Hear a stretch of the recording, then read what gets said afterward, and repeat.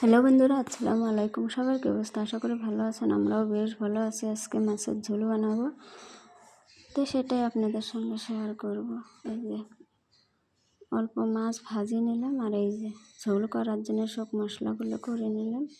পেঁয়াজ ভাজা, মরিচ বাটা আর গুঁড়ো মশলাতে কড়াইতে সর্ষের তেল দিয়ে দিলাম, অল্প পেঁয়াজ দিয়ে দিলাম। পেঁয়াজটা ভাজা ভাজা হয়ে গেলে আমি মশলাগুলো দিয়ে দিব। এই যে পেঁয়াজ বাটা, মরিচ বাটা, তারপরে লবণ,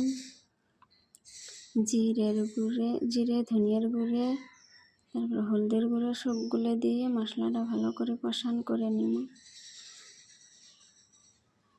মশলা আমার কষানো শেষ, অল্প করে পানি দিয়ে আমি মাছগুলো দিয়ে দিব। এই যে মাছগুলো সবগুলো দিয়ে দিলাম। মাছটা এখন ভালো করে কষান করে নিব। মাছটা এই যে আমার কষান হয়ে গেছে, এখন ঝোলের জন্য পানি দিয়ে দিব। আর এই যে পানি দিয়ে দিলাম। আর এই যে মাছটা আমার হয়ে গেছে, নামিয়ে নিব। এই যে নামিয়ে নিলাম। সবাই ভালো থাকুন, সুস্থ থাকবেন। আল্লাহ হাফেজ।